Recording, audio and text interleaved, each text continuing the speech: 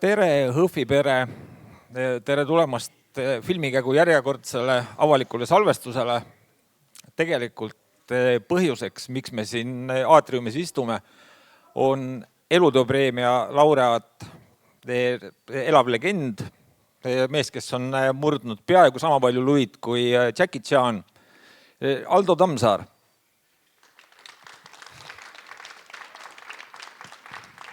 Tere kõigile. Aga et kohe asja juurde asuda, räägi, kuidas sai Viljandi poisist andekast viievõistlejast, Eesti meistrist, juuniorite MM-i 5. kohast, spordikombinaadi Kalev direktorist 70. lõpus ühtäkki kaskadöör? No, eelnevast elust tunnustasid, et Viljandis ma olen lihtsalt sünnitusmajas sündinud ja nagu lapsena veetnud vanaema juures aega. No ikkagi mulk. Mulk ja säärane. Ja siis tahaks veel parandada minu sportlase karjääri, kus sa unustasid, mul on 2 korda tulnud Nõukogude Liidu meistriks kaasaegses viievõistluses, mida keegi ei ole suutnud kunagi korrata. On 1 korra tuldud, aga Hanno Selgi ja Enn Jaigma, aga mina tulin 2. Pean ennast kergitama. Tagant järele palju õnne. Aitäh sulle. Aga see oli enne sinu sündi kõik. Aga ma küsin, ütlen, et kuidas ma sinna kaskadöörini jõudsin, midagi pidi tegema ja lõpetasin TP majanduse tööstuse planeerimise eriala, kus pärast mind lõpetasid Hannes Tammjärv ja Indrek Neiveld ja said ka targaks isegi pärast mind veel. Et see oli natukene üllatav, et pärast ülikooli mind suunamise korras, kuna ma olin sportlane ka, saadeti juhtima Kalevi spordikombinaati, kus mul oli 250 alluvat ja nendest 200 ei olnud kunagi tööle ilmunud, käisid vaid palga järel, sest nad olid sportlased. Just. Ja Nõukogude bürokraatias juhtida sellist spordibaaside ühendust, meile kuulus Komsomoli nimeline praegune Kalevi staadion, siis kergejõustikuhall, siis spordihall, kus korvpalli praegu mängitakse ja seal samas kõrval. Kaks tenniseväljakut Suvoorovi tänaval ja Hernes ja veel tohutult asju, nii et see ei olnud eriti mõnus töö, kus nagu pidi kogu aeg mõtlema, et mis homme saab, et Karl Vaino tuleb mingisugusele koosolekule spordihalli ja enne seda tuleb linnanõukogu esimene sekretär, kamandab mu kohale ja ütleb, et see ja see sein üle värvida ja kogu see koridor üle värvida. Ma ütlen talle, et siit läheb Karl Vaino läbi selle pärast. No mõtlen talle, et mul ei ole ausalt öelda värvifondi. Teate, ega mina ei ole fondide ja ma olen käskude andja. Ja siis mul lõpuks viskas see asi ära ja 78. aastal kirjutasin lahkumisavalduse sealt ja kuna mu üks spordisõber oli juba ennem nagu kaskadööriks siirdunud, üks lätlane Uldis, siis asusin sellega tegelema ja võttis aastaid, aga pärast sai 16 aastat perekonda toidetud selle tööga. No ütleme, et piisav füüsiline ettevalmistus oli, sest viievõistlus on ju mis ratsutamine, laskmine, ujumine, murdma jooks, vehklemine. Vehklemine. Ehk siis valmis kaskadöörid sisuliselt tulid viievõistlejate hulgast? No mitte päris, jah. Mitte päris, aga mingi põhi ikka oli all. Karate, ma korraldasin esimese Nõukogude Liidus karate meistrivõistlused oma spordihallis. Pärast seda karate pandi kinni, keelati ära üldse Nõukogude Liidus ja siis läks põranda alla tagasi. Ja noh, karate, judot, seda ka kõike ma tegin, nii et noh, olime esimesi aikido spetsialiste Eestis. See kõik oli 70-ndatel. Aga Eesti filmis sellel ajal, 78-79, ma oletan, et ei olnud ju eriti kaskadööril tööd, et kuhu see Uldis su vedas siis? Noh, Uldis vedas mu ausalt öelda sinna Korki stuudiosse olid Uldisel hästi head suhted ja Korki stuudios tehti Peeter Esimesest filmi, Junost Petra ja kõik need ajaloolised filmid, Vassili Puslajev ja seal oli kõik hobuste trikke ja kõike mida iganes. Et ajaloolistes filmides on alati igast lahingustseene ja turniire, mida iganes, et nagu tööpuudust ei olnud ja hiljem siis me liitusime Peterburi ja Kiievi kaskadööridega ja siis sai meist selline 6 inimese suurune, 6 kaskadööri suurune grupp, kus me võisime veel kaasata 15 kuni 20 inimest, kes kui vaja oli, eks ole. Aga sellel ajal, ma kujutan ette, Nõukogude kinokunstis tehnilised vahendid olid nagu olid, et kui ei olnud 3 pappkasti, oli 2, et kas töö käis põhimõttel, et mis ei tapa, teeb tugevaks? No üldiselt nii päris see ei olnud, et me üritasime ikka nagu ellu jääda kogu selle jama keskel ja noh, mida piisavalt oli, need olid pappkastid, sest alati sa võisid võtta auto või veoauto või tavaliselt võeti veoauto ja sõita esimesse kauplusesse ja seal alati oli papist veini ja viinakaste, eriti head olid Bulgaaria veinikastid, et need olid just paraja paksusega sellest materjalist, et pappkast oli põhivahend. Aga ehk siis teie oludes see asendas Ameerika filmidest või behind the scenes asjadest nähtud suured õhkpadjad? Kuule, need õhkpadjad tulid alles välja 80-ndate lõpus. Need olid eksperimentaalsed asjad ja minuni need praktiliselt ei jõudnud. Et see oli kallis esiteks ja neid oli vähe. Et mina läksin pensioni juba 94. aastal, et ütlen ausalt, ma ei ole õhkpadjale kunagi oma elus kukkunud. Ja pappkastide puhul on ka see, et sa pead neid tabama. Ma tahan jõuda selleni, sa eile oma tänukõnes viitasid ka, et kui sa kaotasid 3, midagi liitrit verd, et kas see oli see sama plahvatus, nagu sa ütlesid kunagi ühes intervjuus, et pürotehnik pani plahvatama kõik, mis tal oli kaasa võetud, et Aldol ei olnud lootustki kukkuda kastide peale, vaid et kuidas su sõnastus oli, sind määriti mööda betooni laiali? Ausalt öelda, see oli kahetsusväärne juhtum Mosfilmis ja kõik sai alguse sellest võttekultuurist, et joodi pidevalt viina.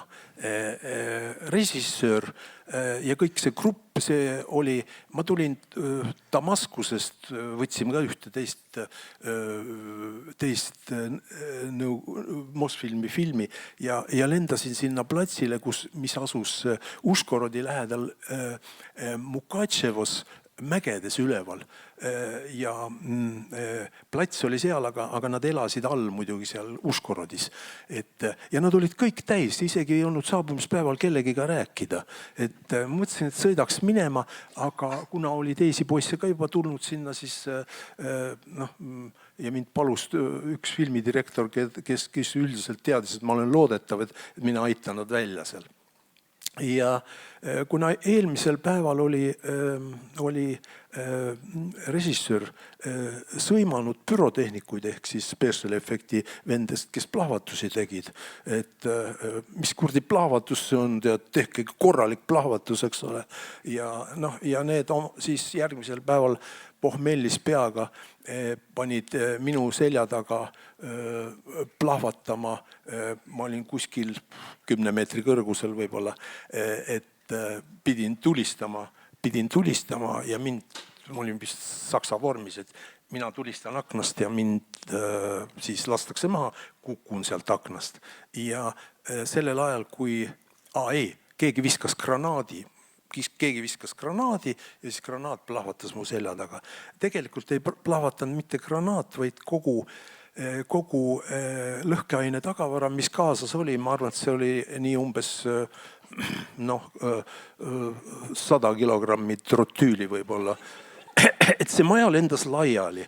Ma lendasin, mul ei olnud pappkarpe, seal oli väike matike kuskilt lähedalt koolist toodud, mis oli just maandumiskohale. Aga mul ei olnud mingit šansse pääseda selle peale, kuna lööklaine oli nii tugev, et viis mu üle kaamera ja määris mind mööda. Ma tulin pea ees ja kukkusin siis ilusti tehniliselt õieti, käed kõigepealt ja siis nagu seljaga. Ja see oli kivipind, eks ole, mägedes. Ja muidugi tõusin veel püsti ja läksin ise ära ja seest lõhkesid veresooned, mis ei kannata sellist pauku välja. Ja siis kui ma lõpuks see kamp mind toimetas, tegelikult oleks pidanud helikopteri kutsuma, et kohe haiglasse viia, aga kui see kamp mind lõpuks 7 tundi hiljem toimetas Uskoroodi haiglasse, siis mul oli 3,8 liitrit verd juba sisse ära jooksnud.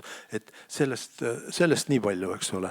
Aga ungarlased, kes seal olid nagu anastatud territooriumil, nemad olid võtnud haiglas selle juhtiva rolli.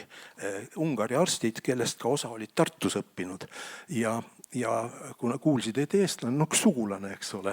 Ja siis mind opereeriti kohe ja siis üks neer oli katki, see jäi jooksma veel, et polnud aega õmmelda. Ja need ungarlased siis mind nagu hoidsid seal elus, sest neil oli oma plaan. Ja see plaan nägi välja nii, et kui toodi uus karjuv ja sureja sinna, siis arstid kogunesid, arstid olid põhiliselt ungarlased. Need kogunesid ümber selle karjuva poollaiba või hingava ja siis tuli see surmaosakonna juhataja ise kohale, kes oli olnud 37 aastat seal tööl ja tema lükkas teised arstid laiali ja küsis, et Madjar, teised ütlesid, nem. Vaat see oli nende plaan, eks ole, seal Uskorodis, et suurendada Ungari elanikkonda. Neil oli vähemalt plaan olemas, erinevalt Eesti valitsusest. Aga kaua tol päeval see kapremont kestis? Sai opereerida üldse 5,5 tundi, et siis nagu imelikul kombel leiti ka mingisugune 3,8 liitrit seda AB positiivset verd, et see on, minu veri tuleb välja defitsiitne. Ja siis elu puhutis ikka sisse tagasi, aga reanimatsioonis ma olin 40 päeva, sest see ei taha rääkidagi, mis on veremürgitus, eks ole, et see sisse jäänud veri, hangunud veri, seda ei saadud kätte ja see läks siis mädanema ja 40 päeva siis olin nagu mine ja poiss. Ma kujutan ette, et gaasivalvusid sa ka elus rohkem ei ole selliseid tundnud? See valud olid metsikud muidugi, aga süüa juua ei pidanud, sest kõik jooksis kanüüli siia sisse. Aga kas sa nende 40 päeva jooksul reanimatsioonis, siis kui sa teadvusel olid, kahtlesid ka oma elu senistes valikutes, mis olid siin sellesse punkti toonud? Ausalt öelda, kellel on kunagi veremürgitus olnud, see teab, et sul on nii paha olla, et sa tahaksid surra. et tahaks sellest piinadest lahti saada, et seal enam eelnev elu nagu ei loe midagi, kui sa näed ainult valget lage ja su vastas on veel 2 voodit, kus kas karjuvad või on lõpetanud juba karjumise, eks ole. Aga ühtede sugulaste juurest teiste juurde, et mis hetkel sa hakkasid käima sommide juures, neid õpetamas ja trikikoordinaatoriks ja kõike muud sellist? No, soomlastega me tegime, ütleme, esimese projekti oligi talvesõda, talvisoda, et see oli, hakkasime filmima aastal 88 ja 89 sai 50 aastat talvesõjast, eks ole. Ja siis selleks puhuks see film tehti nagu. Ja see on mälestuste rikas projekt, sest soomlastel oli see väga tähtis ja nii meilegi oli huvitav, eks ole, et jah, aga mis puutub nüüd sellesse kaskadööride koolitamisse Soomes, siis see toimus üldse 90, arvan, 2.-3. aastal, et Turu üliopisto tegi sellised kaskadööride kursused, kus ma olin siis umbes midagi külalisprofessori taolist, eks ole. Et ja sealt siis tuli Enar, Tarmo ja ülejäänud olid soomlased, eks ole. Neist on jäänud, ütleme, 3 inimest siiski selle asjaga tegelema. Aga talvesõja puhul hiljuti, kui me rääkisime just sellest lähenevast Haapsalu kohtumisest, sa ütlesid just seda, et meeletult oli trikke, meeletult oli pauku ja kõike. Ja et siis, kui sa vaatasid, mis Pekka Parika oli kokku pannud, et ma saan aru, et päris kõik sinu töö ja vaev ei olnud jõudnud ekraanile. Seal ei olnud midagi ebatavalist, sest see on minu paarisaja filmi jooksul alati olnud niimoodi, et kui juhtud seda filmi vaatama, siis vaatad, et kuhu see materjal nüüd jäi siis. Et Pekka Parika andis oma väsis filmi lõpus ära ja andis montaaži üle suures osas oma abikaasale, kes oli virraline fotograafi tegelikult platsil, et teised ei tohtinudki kaameraga pilte teha, seepärast mul talvesõjast isegi pole palju pilte, et oli keelatud kaamerat välja võtta, fotokat välja võtta ja telefonidega sellel ajal veel pildistada ei saanud. Aga siis jah, et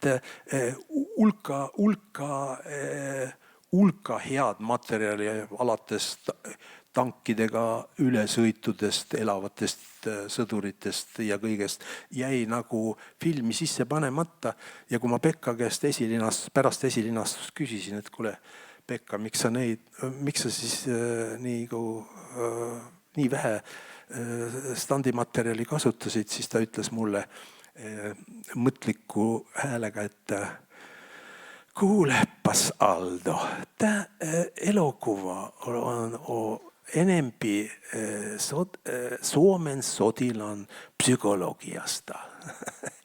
No, tegelikult 3 tundi ja 19 minutit on natuke liiga pikk aeg, et keskenduda ainult Soome sõduri psühholoogiale, et mingil hetkel tahaks näha sellist direktorskatti, mis on lühem kui kinoversioon, aga kus on rohkem seda, mida Aldo ja tema relvavennad tegid. Jaa, et ma olen tuotantopäällik, kellel ainsana oli võimalus midagi kõrvalt filmida. Temal on VHS kodus ja aastat 10 tagasi me vaatasime seda VHS-i. Tema VHS-il on kõik olemas, eks ole, et kõik see materjal suures osas, sest tema filmis kõrvalt. Aga jah, muu on ilmselt seal elokuva argistus ka juba hävitatud. Aga selles suhtes, et kas mingil hetkel hakkad sellega rohkem leppima, et sugugi mitte kõik, teinekord suurem osa sellest, mis sa oled oma poistega teinud, et see ei jõuagi filmi? Absoluutselt, ei absoluutselt, et kui et palk on ära tulnud ja hing on sees, et siis liigume edasi. ja hingamine on ja kõht käib läbi, eks ole, ja raha on taskus, siis probleeme enam ei olnud, et noh, raha tuli nii palju korjata, et pere ikka üle talve, kui midagi ei olnud talvel just, kuigi talvel käisime ka Turkmeenias filmimas, seal oli talvel veebruaris algas juba võtteperiood, siis käisime turkmeenidele tegemas hobusetrikke, eks ole. No, kõige eksootilisem võttegrupp oli sul, see on siis 40. sünnipäeva tähistav tähtteos Surmakoordinaadid, N-liidu ja Vietnami ühisfilm, kus sa olid siis Ameerika lendur. Nojah, kuna kedagi muud ei olnud John McCaini näoga võtta, siis võeti mind, eks ole. 86. aastal 2 Top Guni, üks siis sinuga ja teine Tommiga. Jah, et seal me tegime ikka niisugusi asju, mida ameeriklased endale ei saanud isegi lubada. Et näiteks kukutasime täiesti originaal F-115 lennuki Saigon Rivesse ja neid tegime 2 lennukit, puistasime alla vastu maad. Üks läks vette, teisel katsel saime veele pihta, esimene kukkus vastu maad ja hakkas tulistama, kuna me ei osanud seda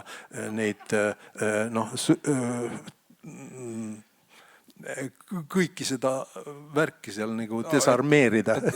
Relvasüsteem oli ununenud. Oli peal, kõik oli peal. Ja, kõik oli peal, jah. Ei, seal sai igasugust nalja, et käsutuses oli tohutult tehnikat, maailma suurim helikopter ka, mis kurat ta oli, mis on suurem kui see kultuurimaja kokku, eks ole. Sellega tirisime selle sinna taevasse, eks ole. Tulistasime ta sealt lahti enne seda põlema pannes ja siis katsusime jõele pihta saada. Saigon Rive on päris lai, eks ole. Ja siis üritasime seda asja siis nagu lõpuni. Seal oli lenduri katapulteerimine, siis oli seal langevarjuga või vette kukkumine, mis toimus ookeani, eks ole. Ma su mereseiklusest olekski järgmiseks küsinud, et kas see katapulteerumine, et sa hüppasid kopterist? Just, me hüppasime kilomeetri kõrguselt kopterist, mina ees, minul oli see kuppel langevari ja õhuvõtete operaator, tema oli spetsialist, temal oli see tiib ja ta kaamera oli kinnitatud kiivri külge, ka 35 millimeetrine kaamera, eks ole. Ma algus üritasin ikka uurida, et kui vettpidav see värk on ja ei, kaamera on, aga ma ei lähegi vee alla, et küsisin, et aga oled sa ikka nagu kindel, et sa ei lähe? Ja, ära muretse, sina selle pärast, sina vaata enda pärast.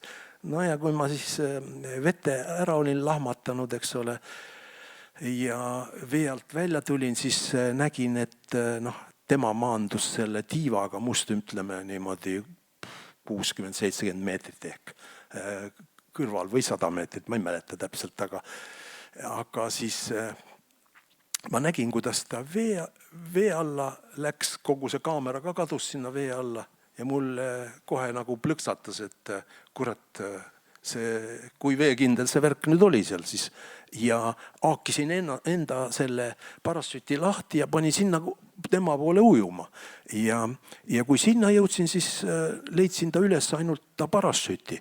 Tirisin teda sellest nööridest, lõpuks sain ta kätte, aga kuna ma olin piisavalt kiiresti nagu kohal, siis ta päris uppunud ei olnud. Ma haarasin tal siis sellest kõhust kinni ja pigistasin tal nagu ämbritäie vett välja, eks ole. Siis ta tuli kuidagiviisi nagu hakkas juba nagu hingama. Ja siis ma sain selle kaamera kätte tal koos kiivriga peas kinnitatud, et ta saaks pead liigutada, eks ole. Ja siis sellel ajal tuli juba helikopter, eks ole, meie kohale, et noh, meid siis nagu päästma. Mina oleks võinud nagu redelist üles ronida ja minu asi ei ole, aga see operaator oli seal nendes oma parasütinöörides nii kinni, et mina ma üritasin seal, mul nuga ka, eks ole, üritasin mingil määral lõigata, aga ta oli nendes nii kinni, et temast küll sellest redelist minejat ei ole ja no redelist peab ise ronima. See on see nöörredel. Ja selleks, et pilt saaks ilusam, et ma saan aru, et ei olnud ka mitte liiga kalda lähedal. Ei, see oli ikka ookeanil. Ja kõige hullem oli see, et kui helikopteriga ei olnud midagi teha, saatsime ära, nad ütlesid, me saadame siis paadi. Paad saabus nii umbes 40 minuti või tunni pärast, eks ole. Kogu selle aja ma hoidsin teda nagu üleval ja proovisin tal veel nagu hingamist teha. Ta hakkas lõpuks ikka midagi pommisema ja nii, et elu tuli sisse. Aga kõige hullem oli see, et meie ümber hakkasid näljased haid keerlema parves ja mind rahustas ainult see, et ma olin mõni aasta enne seda näinud Cousteau filmi haidest. Need prantslased Cousteaud olid, vennad Cousteaud, ookeanispetsialistid. Ja seal ta ütles selgelt, et haide ei ründa sind ennem, kui sa oled verine. Kui on verine, siis on pahasti asi. Aga meie kumbki verine ei olnud, eks ole. Ja siis ta ütles veel seda, et kui nad keerlema hakkavad, see tähendab, eks ole, et nad ootavad, mis juht otsustab. Et ka haiparvel on oma juht. Ja esimesena saab hammustada sind juhta. Eks ole, et kui üks lahkub parvesta ja suundub sinu poole, siis sa oled juba ohustatud, sest see on parvejuht. Ja kui tal on kõht tühi, mida Vietnami haidel tõenäoliselt oli kogu aeg, sest näljased vietnamlased püüdsid viimase kogu väikse kala välja, eks ole, toiduks. Aga õnneks jõudis ennem kohale hirmsa häälega paat, eks ole, et need ajusid kuidagi laiali ja me saime selle operaatori paati tirida ja kaldale vedada. Ja ütleme nii, et kui mina lamasin reanimatsioonis hiljem, mõni aasta hiljem seal Uskorodis, siis ta oli Lvovi poiss, ta sõitis spetsiaalselt kohale, et vaadata, et kas ma ikka elus olen ja patsutas mulle reanimatsioonis õlale, ütles pea vastu ja aitäh, et sa mu elu päästsid tookord. No elu päästmisega jätkates, et kaudselt ikkagi mere ääres, et ma tahtsin küsida selle kohta, kui sinu sama aasta mees, see võib tunduda uskumatu, Aldo saab septembris 75, et siis, kui Saša Filatov sinu elu päästis Merivälja muuli juures. No, see oli vist eile ka siin ekraanil, eks ole. See klipp käis, aga ilma selle päästmiseta. See oli kuidagiviisi ära lõigatud, aga Tiit ütles, et neil montaaži inimesed tegelesid sellega ja nad ei pööranud ilmselt sellele tähelepanu. Ilmselt parika naine. Lõpp oli nii, et seal ei olnud midagi keerulist, et inimene põgeneb autost, aga auto sõidab kiiresti. Meil oli kiirus proovide ajal 40 ja võtte ajal ma palusin natuke juurde panna, eks ole. Et seal oli see, et pidi mahtuma, ütleme, nii nagu need kaks kuju on kahe puu vahelt läbi, eks ole, diagonaalis. Ja siis oli kallak. Aga proovide ajal, ütleme, oli 40 kiirus, aga siis oli, ütleme, 45 või natuke rohkem ja siis see oog oli loomulikult natuke suurem, eks ole. Et kui ma sealt välja lendasin, eks ole, puude vahelt pääsesin läbi, aga juba selle kallaku peal ma võtsin nii suure oo sisse, et seal pididki olema selles stsenaariumi järgi nagu rannas olevad inimesed. See toimus Meriväljal seal kusagil ja ja siis Saša oli seal all ka ja ta nägi täpselt mu trajektoori, et ma lendasin täpselt ühe suure kivi poole ja kui mu hetk enne seda, kui mu pea prantsatas vastu seda kivi, mingit kiivrit ei olnud ju, hetk enne seda ma tundsin, et miski haaras mu peast, need olid Saša käed ja käed jäid minu ja pea vahele kõvasti, et pidime jääd peale panema. Aga kas Filatov ja Oleg Korõtin ja kas nad olid ka viievõistluse taustaga või kust kaudu nemad tulid sellise tapva ameti peale? Filatov oli ratsutaja, aga väga koordineeritud akrobaat ja Korõtin oli ka natukene viievõistleja, aga mitte väga tugev, aga väga heade eeldustega. Erinevalt minust oli väiksem ja kergem, eks ole, mis on nagu stuntmanile natukene pluss, eks ole, et suudad nagu väiksema selle kindlustusega läbi ajada. Aga sa mainisid, et ratsutaja, mis on, ma mõtlesin selle, kui sa Ivanhoes lohised jalgi jaluses mööda Vana-Tallinna munakive, et mis on üldse kõige ebamugavam hobuse trikk? No ütleme, kukkumine hobusega ei ole põhimõtteliselt väga raske, aga ta on jõhker ja sa pead tegutsema õigel hetkel, murdosa sekunditest, tähendab, kuidas hobusele pannakse täiskalopp sisse ja tõmmatakse hobuse esimesed jalad kinni kõhu alla sellel ajal, kui hobusel need esijalad on kõhul kõige lähemal, eks ole. Ja siis aidatakse ratsmega pea kõrvale, et hobune lendab üle õla ja hobused kukuvad näiteks karjas joostes kogu aeg, komistavad ja kukuvad. Et ega hobuselgi kukkumine midagi võõrast ei ole. Aga kui sa seda nagu piisavalt õigel ajal ei tee seda jalgade kinni tõmbamist, siis juhtub see, et hobune saab jalad kätte, aga pidurdub äkki ja sa lendad talle otse ette. Kui sa üritad veel ennast kinni hoida seal, sa lendad tema ette ja ta kukub sulle parimal juhul peale. 700 kilo tuleb sulle täiega peale ja ta litsub su laiaks, eks ole. Et see üldiselt ta tuleb ära lennata nagu sadur viskab sind nagu katapuldist, kui sa oled kõik õieti teinud ja ma ei ole midagi murdnud hobustega kukkumise ajal, kuigi neid on saadud võib-olla 1000 ringis tehtud. Aga jamasid võib juhtuda igasuguseid, et meie mõtleme kõige peale, aga võib-olla vaadake, võtetel osaleb veel ratsutajaid suures massis, eks ole, et nemad ei mõtle selle peale ja hiljuti, mõni aasta tagasi helistasin Tallinna ratsaspordibaasi ja et selle numbril seal Rocca al Mares on see baas ja siis direktor võtab vastu ja ma ütlen, ma olen Aldo Tammsaar, et nimi vist midagi ei ütle, et ta ütleb, kuidas ei ütle? Te olete mu elu päästnud. Ma ütlen, nimi oli Peeter Solman, Riina Solmani mees. Riina Solman on poliitik, eks ole. Peeter Solman on siiamaani seal selle baasi juhataja. Ja siis ta räägib mulle, et võtta kunagi Tallinnfilmi hundiseaduste aegu filmis. Ma olin noorena selles massivõtetes ja mul oli rüütlikostüüm seljas.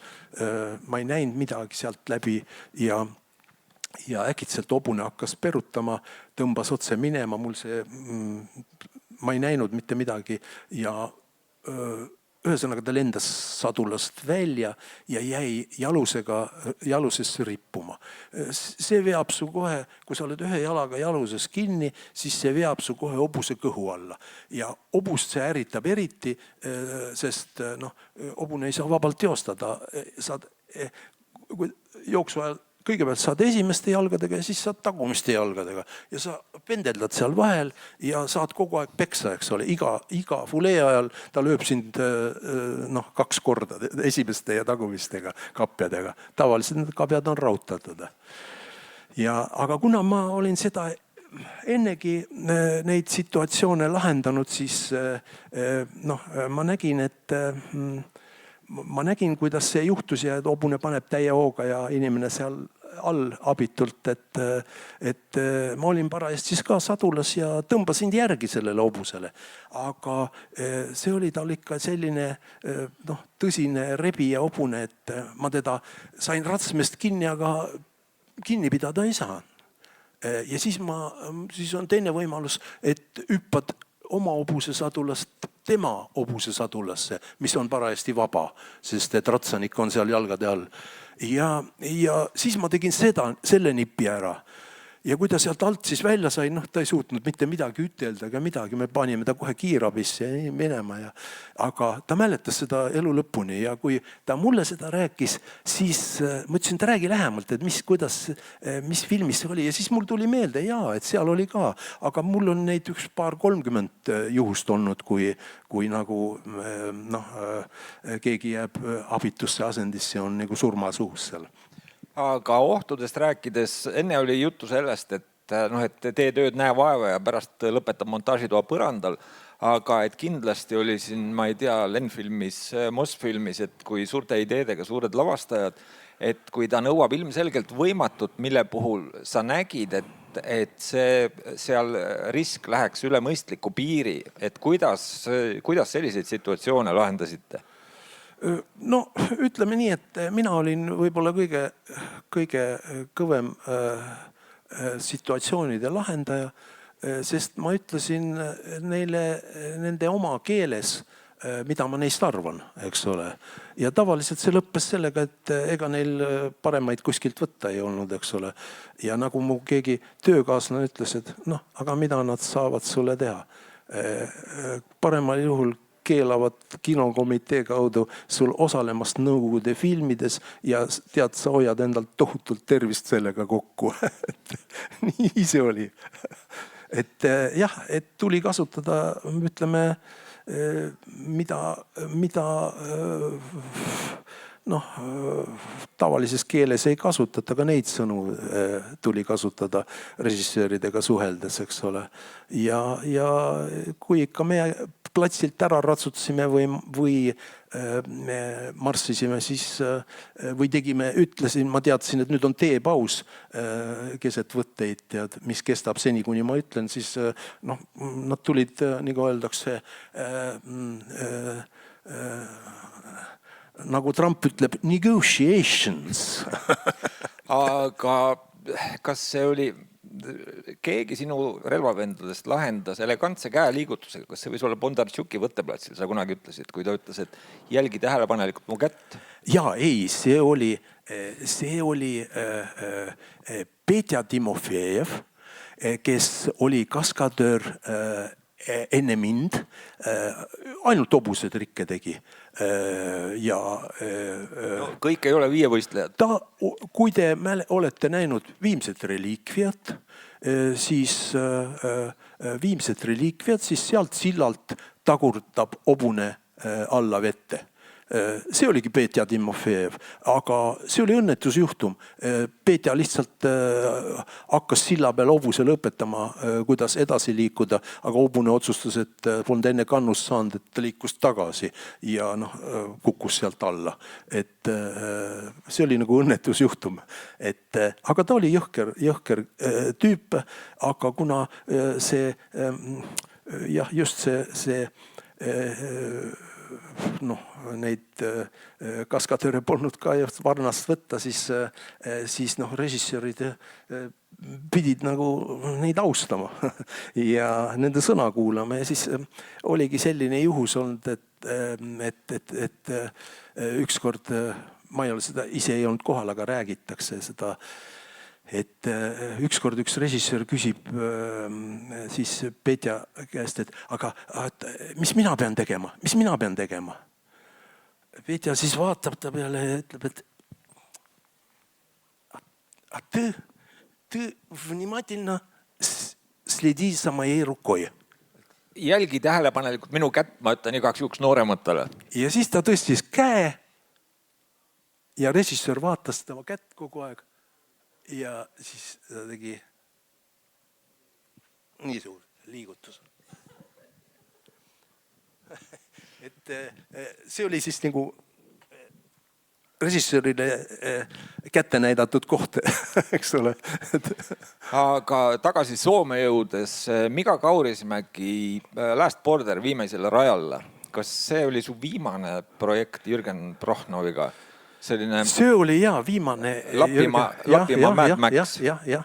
Lapimaa Mad Max see oli ja ma pole tervikuna filmi näinud, aga seal olid põhilised mototrikid ja sõitsime tagarattal, mis praegu tehakse Pirita teel, eks ole, et võimsad rattad on Treileri põhjal sobiks ideaalselt tegelikult Hõhvi keldrisaali ja järgmisel aastal on ju Soome Vabariik 110, nii et mõelge selle peale. Ja. Soomest rääkides, ma ei tea, kas te olete näinud Soome komöödiasarju, sina kindlasti oled Vääbelik Körmö. Et seal on üks film Vääbelik Körmö ja vedenalaised vehked, mis on siis veealused vidinad, mis tähendas allveelaeva. Et talvesõjast tuntud Soome käsitööline, kes tegi kõik tankid korda, et talvesõjas oleks tanke, siis ta ehitas spetsiaalselt selle filmi lõpustseeni jaoks allveelaeva, mis tuli uputada Helsingi koolera haldas. See on seal, kus on see kesklinna turg, kohe seal juures. Tallinna laevad käivad kahelt poolt, käisid ennem. Ja see oli siis nii, et selle mehe nimi oli Risto Häylä. Ja ta rääkis niimoodi, et kyllä sa selvitad asjasta. Kui ma jõudsin platsile, siis et see allvelaev oli juba vees. See oli suur allvelaev ehitatud spetsiaalselt selleks. Ja ta kiiresti seletas mulle ära, et kuidas see toimib, et sa ronid sinna sisse, paned luugi kinni, me täidame laeva veega, see vajub alla ja siis me tõstame üles, avad luugi ja ütled selle vene kapteni tekstid ja mis seal on, eks ole, et see tekst, räägin pärast, see oli ka päris naljakas, ja siis oligi, et aega polnud ja kõik asjad tuleb kiiresti teha. Seal vist oli, kas see oli päikese loojumise ajal või oli see päikese tõusu ajal, ma nüüd enam ei mäleta. Igatahes mind kummipaadiga toimetati sinna allveelaeva peale, et oli 10 meetrit sealt nagu kaldast ja siis seal on sügavust mingi 5 meetrit võib-olla või natuke rohkem sellel koolera aldal. Ja siis oligi, mul oli raadiosaatja käes, eks ole, ja proovisime, et kas töötab, et toimiga. Ja kui vee peal olin, siis toimis. Ja siis ma läksin sinna alla ja panin luugi kinni ja hirmsalt hakkas siis igalt poolt vett tulema ja kaasa arvatud siis, kui ülevalt luugi vahelt hakkas vett tulema, siis ma sain aru, et ma olen ära uputatud, eks ole. No ja nagu üritan seal siis raadiosaatega, et käega kamera küsida, aga sealt vastust ei tulnud, sest sidet ei olnud, ma olin sügaval vee all, eks ole. Ja siis vesi aina tõuseb, eks ole, oli juba mulle siin nagu siit rinnuni ja hästi palju tuli teda, mootoritega pumbati sisse. Ja siis ta hakkas seda välja pumpama, et siis laev tõuseb nagu, allveelaev tõuseb pinnale.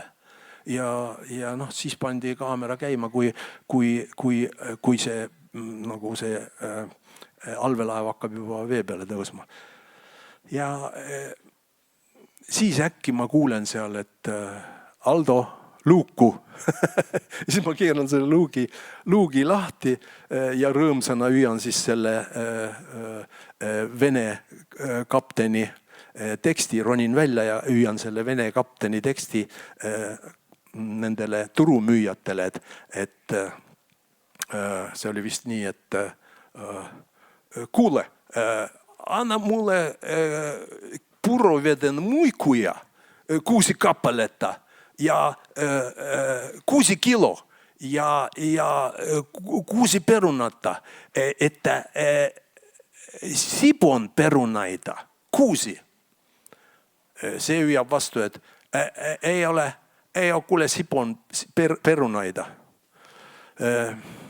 Ja siis mu tekst oli vist, et sitten anna ruohoveden, ruohoveden muikuja ja täpne juhend oli siis, mis kartuleid ta peab andma, kui sipo kartuleid ei olnud, et see järgmine paras. Et see Vene kapten põhimõtteliselt teadis kõike ja kõiki Soomes, ainult et kõik oli sõjaväes väga salajane, aga Vene kapten teadis isegi, kus parimad silgud on.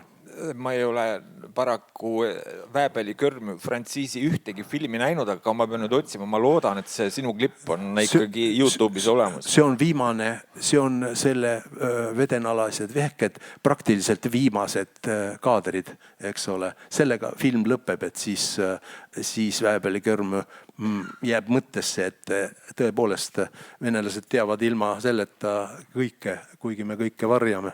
Aga välismaa kolleegidest, et kui sa võtad mõne näite, et millises filmis, mis iganes viimase 40-50 aasta jooksul valminud, et mida sa soovitad, et kus näha ehedat, väga head kaskadööritööd? Kurat, seda ma ei oska sulle niimoodi ütelda. Seda ma ei oska sulle niimoodi ütelda, sest et kus me neid töid tegime, siis ma suures osas filme pole lõpuni näinudki. Olen võib-olla näinud ainult seda materjalina. Et ma arvan, et neid 40 aasta taguseid filme, kas neid üldse kuskil näeb? Ei, ma mõtlesingi üldse selliseid, kus sind ei ole. Et mis on kuskil mujal tehtud asjad.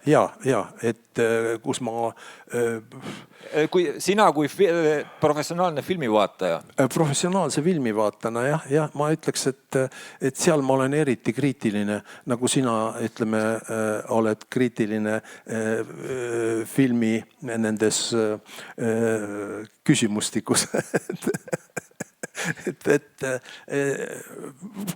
kellele mis meeldib, eks ole. Ja ütleme need Tom Cruise'i jutud, et teen kõik trikid ise, seda ta räägib, 100 miljonid usuvad seda. Tegelikult see nii ei ole, eks ole. Et meie poisid riputavad ta üles, nöörid üleval, trossid, värgid, kõik ta on, kui ta ratta seljas istub, siis ta on tegelikult treileri peal, mida veetakse järel, eks ole. Ja veel, kui kiiremaks peaks minema, siis pannakse õhupuhurid ka puhuma, eks ole.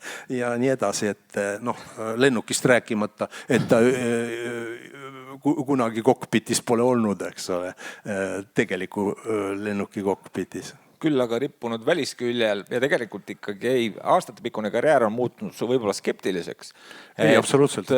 Top Gun Maverick varsti uuesti ekraanil, sa pead minema ikkagi vaatama ja siis selle behind the scenes'i ka. Kuule, ma vaatasin Mavericki lennukis üle Atlandi lennates ja tead... See on liiga suur film, et lennukis vaadata. Joo, ma panin ära, tead, mingi muu peale, mingi klassika oli vist seal ka, aga ma ei suutnud seda vaadata, et see oli paha mu meelest. Aga ei, sa juba kasutasid sõna klassika, mis tähendab seda, et see tinglikult on ju ikkagi praegu filmikäigu avalik salvestus. Et mis on su lemmikfilm või 5 lemmikfilmi läbi aegada, mis sulle esimesena meelde tulevad või mille juurde sa oled alati nõus tagasi minema? Ma olen 3 korda näinud Saving Private Ryan. Eks. See on selline ja üldse Spielbergi filmid on need, mida nagu ma alati olen öelnud, et kui kellelegi anda luba teha üle 2-tunnist filmi, siis see on Steven Spielberg. Teised tulevad kaugel taga, eks ole. Et tema suudab selle filmid kokku panna. Et jah, et Spielbergi filme soovitaksin ka edaspidi. Enne kõike siis esimesena Reamees Ryan sealt sellest nimekirjast. No jah, see esimene 40 minutit seal on hästi võetud, hästi kokku pandud ja hea. No mäletan esimest korda aastal 98, me vist isegi nägime seda koos Helsingis, et see lööb pahviks. Aga kas sa käid kinos või sa vaatad põhiliselt kodus uusi asju? Ausalt öelda, ma olen ka kinos käinud, aga viimane film, mida ma käisin vist kinos vaatamas, oli pigem see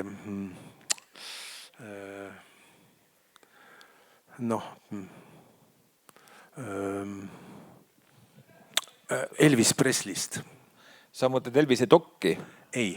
Sa mõtled seda mõne aasta tagust? Mõne aasta taga, siis see oli viimane film. See on kuritegelikult pikk paus. Ja. Aga kodus, kas sa vaatad pigem filme või sarju? Ei, ma vaatan NBA korvpalli. Et mul naine vaatab kõik CSI-d ja kõik ära ja siis vaatab veel Eesti kanalite seebid peale, kus karjutakse midagi, et kogu aeg on mingi tragöödia. Et jah, ei. Üldiselt olen natuke vanaduses jäänud filmilaisaks. Et kinole kaduma läinud, aga esimene kinoskäik, mida sa mäletad? Esimene kinoskäik. Võt päris esimest ma ei mäleta, aga kui ma poisike olin, siis olid need prantsuse filmid Fantoom ja kõik need said kõik ära vaadatud, et Tarkovski filmid, Ivani lapsepõlv ja need tulevad meelde, käis Vanas Foorumi kinos vaatamas. Endal oli 40 palavik, olin gripis, aga siis täissaalis sain veel esimesse ritta koha. Et jah, kinoelamus on kinoelamus, et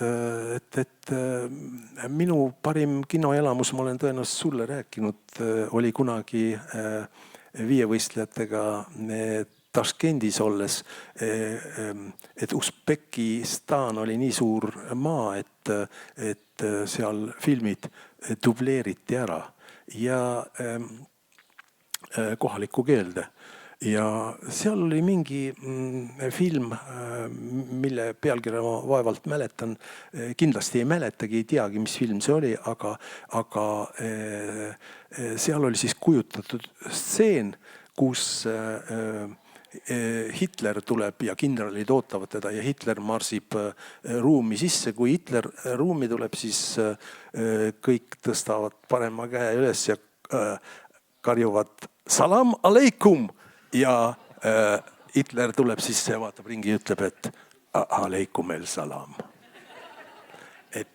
Ja me panime siis esimeses reas kõva häälega naerma, mille peale kogu saal sai meie peale väga pahaseks. No, igaühele omas keeles, täpselt nii nagu alates aastast 2002. No üks asi see, et tänu sulle on see tänane kinolevi, teine asi on see, et tänu kõigile või kõik need on tänulikud, kellel on põnnid, et nad saavad tippanimatsiooni näha eestikeelse dublaažiga. Ja selles on tegelikult süüdi natukene Lepatriinude jõulud. Kui me püsime endiselt kino juures, me oleme trikkidest väga kaugele jõudnud praegu. Et kui 45-minutiline Lepatriinude jõulud tegi umbes sama palju kogus vaatajaid kui kalli raha eest tehtud esimene Shrek, et siis selle peale Aldo ütleski, et kurat, nüüd on aeg ikkagi võtta mõni suurte stuudiote ja asjadest ka ette. Aga tegelikult hoopis hüpates tagasi, et 93 viime selle rajalla. Aga et levi mõte, millal sa said Foxiga esmased jutud no see oligi juba 90ndate alguses, siis kõik stuudiod hakkasid käima nagu Baltikumis uurimas võimalust, et siin oma filme näidata ja eriti kui meil veel läks Eesti kroon tuli, et see on nagu vahetatav valuuta. No rubla peale nad ei oleks tulnud. Midagi ikka, eks ole, ja eks neil ega filmide puudust ei olnud kasutatud, koopiaid oli ju Londoni laos, nii et tapab, eks ole, ja ainult, et pidi olema usaldusväärne värk, et see raha ka nendeni jõuab ja siis siin meie kauaaegsed Soome kolleegidki panid õla alla, et anda oma garantiid sellele, et raha siiski laekub neile filmide eest ja kui me siis panime selle esimese filmi peale, mis tegi palju, 160 000 vaatajat või oli või? Ma mäletan, et 100 Fox millegagi, teenis raha. aga tänapäeva mõistes mõistetamatu, et 2 aastat vana filmiga oli võimalik koguda orienteeruvalt 150 000 vaatajat. Me räägime loomulikult surematust komöödiaklassikast Ässad ehk Hot Shots, mille puhul oli väga hea, et Foxil oli tagataskust sama aasta oktoobris võtta Ässad 2. Ehk siis mitte kunagi ei ole Charlie Sheen olnud Eestis populaarsem kui 33 aastat tagasi. Nii on jah, et Charlie Sheen oli täht number 1 kaua aega, kus juures püsis seal topis number 1. Ja nii sealt läks, siis Fox oli esimene ja siis tuli Warner. Vahepeal tulid sina meie uksest sisse.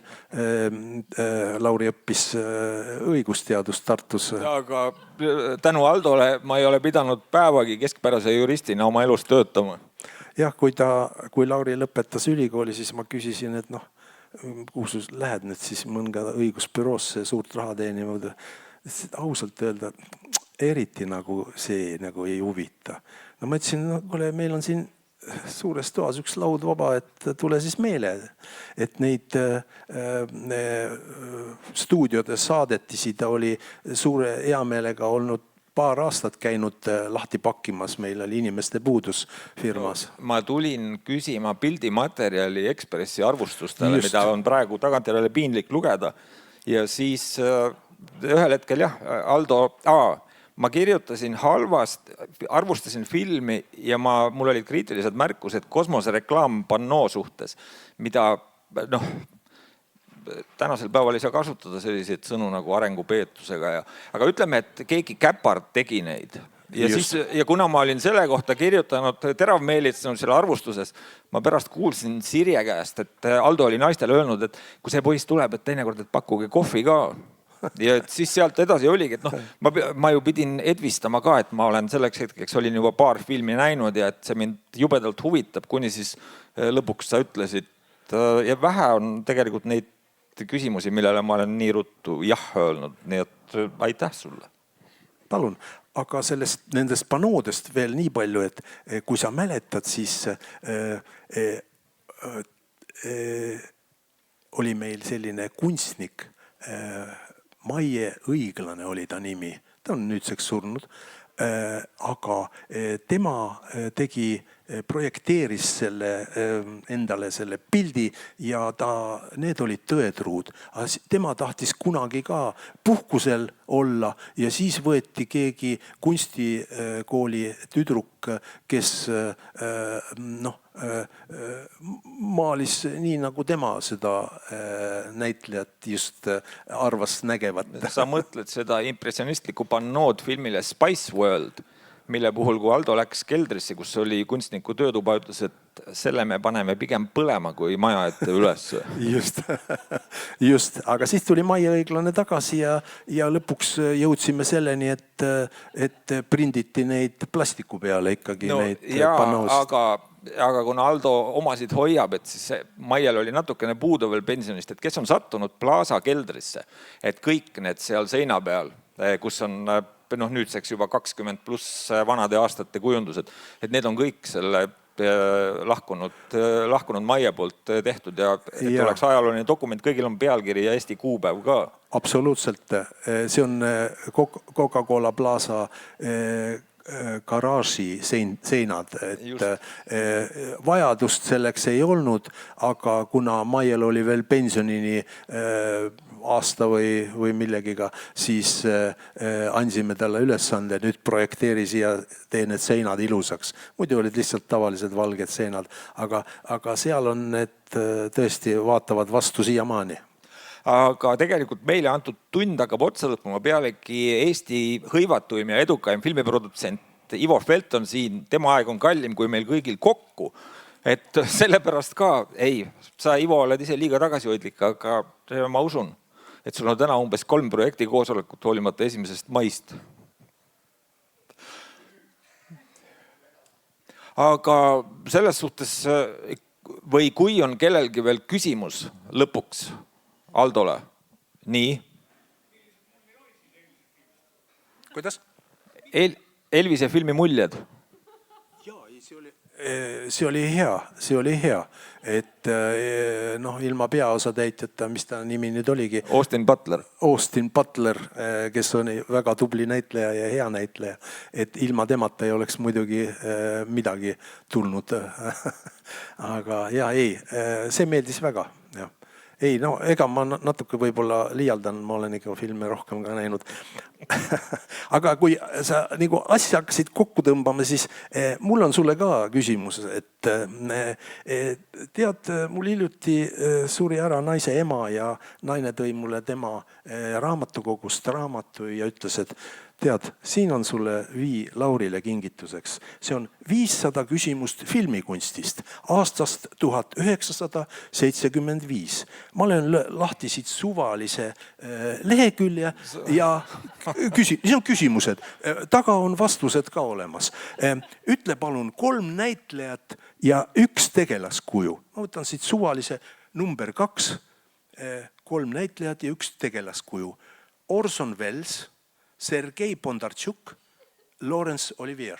Hamlet. Vale, Otello. Vastavalt 52, Bondarchuk 56 ja Laurence Olivier 65. aastal. Otello. Kuna me tänasel päeval Blackface'i heaks ei kiida, siis ma sellepärast jätsin Otello välja.